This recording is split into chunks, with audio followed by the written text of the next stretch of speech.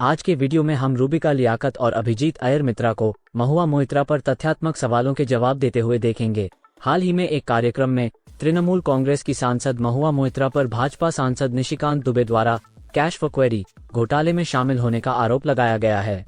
दुबे का आरोप है कि मोइत्रा ने कुछ फेवर्स के बदले में संसद में अदानी समूह के खिलाफ सवाल पूछने के लिए व्यवसायी दर्शन हीरानंदानी से रिश्वत ली।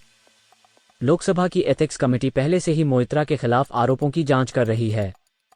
दुबे ने मोइत्रा के खिलाफ भ्रष्टाचार विरोधी संस्था लोकपाल के पास भी शिकायत दर्ज कराई है। ये राष्ट्र सुरक्षा से जुड़े कुछ गंभीर आरोप हैं। अगर ये सच पाए गए तो मोइत्रा को यहां से अपनी उम्मीदवारी गंवानी पड़ सकती है।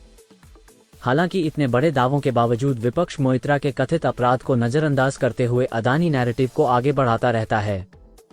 बिना किसी देरी के आज का वीडियो शुरू करते हैं।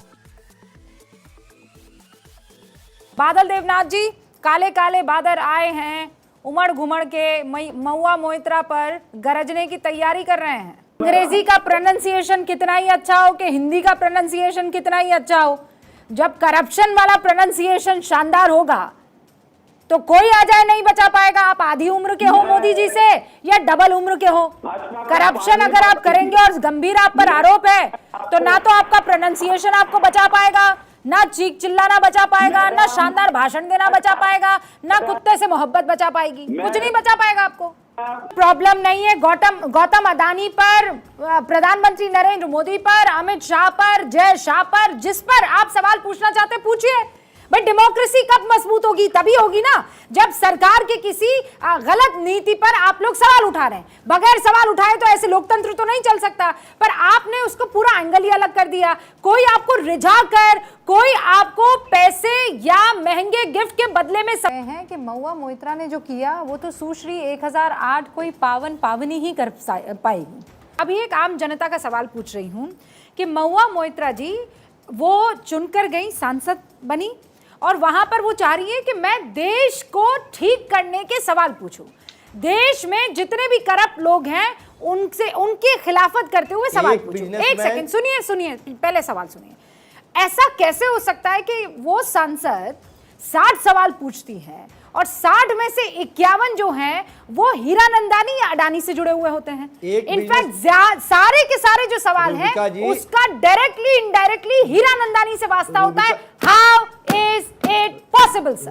हीरानंदानी को साइड में रख दीजिए, अडानी को साइड में रख दीजिए। जिस जनता ने उस औरत को चुना, जिस जनता ने महिला सांसद को चुना, उस जनता को लेकर महुआ मोइत्रा ने कितने सवाल किए संसद में? एक जवाब दे दीजिए मुझे। अब सवाल तो ये है कि मैं दीदी ममता दीदी को और अभिषेक बैनर्जी का थैंक यू करना चाहता हूं, क्योंकि अभी तक उनको पता है कि महुआ ने क्या किया है और पब्लिक में उन्होंने उनका समर्थन कोई किसी ने टीएमसी ने नहीं किया है। नंबर 1, उनके कोई कॉलीग्स ने नहीं किया है, किसी ने नहीं किया है। और ये इंटेलिजेंट पॉलिटिशियन लोग हैं, इनको पता है कि किसने क्या किया है, इसीलिए एकदम चुप हैं। ये इनके लिए अच्छी बात है, नंबर 1। नंबर 2, इसमें क्या है कि हमको देखना चाहिए कि प्रधानमंत्री से प्रश्न पूछने का, कोई भी मंत्री से प्रश्न पूछने का हर संसद को एक हक है। पर वो एक उनका जो कंस्टिट्यूएंसी होता है, जिन्होंने उनके लिए वोट दिया है, उनके इंटरेस्ट प्रश्न पूछना चाहिए, ना ही कि जो उनको पैसा देते हैं। और ये तो वैसे भी एस्टैब्लिश हुआ है, क्योंकि शायद 2005 में जब किसी ने पैसा लेके कोई प्रश्न किया था, उनको प्रिवेंशन ऑफ करप्शन एक्ट के तहत सांसद से निकाला गया था। तो इसका भी एक ये आता है। तीसरी बात ये है कि जो दर्शन जी हैं वो हिंदुस्तान के नागरिक नहीं हैं, वो साइप्रस के नागरिक हैं और उनको शायद उसके बाद ब्रिटेन का नागरिक बना दिया गया है। उनकी बीबी तो जरूर ही ब्रिटेन की नागरिक हैं। और एक विदेशी को संसद का पासवर्ड देना, देखिए एथिकल क्वेश्चन मार्क है, क्योंकि एथिक्स रूल में मैंने पढ़ा नहीं है कि क्या ये कर सकते हैं या नहीं कर सकते हैं। पर मैक्सिमम आपके 2 पीए होते हैं जिनको आप पासवर्ड दे सकते हैं, और उनको भी कई सारे document, form, official secrets act, ये सब साइन करना पड़ता है, मैंने सुना। गैर हिंदुस्तानी को कैसे दे सकते हैं पासवर्ड?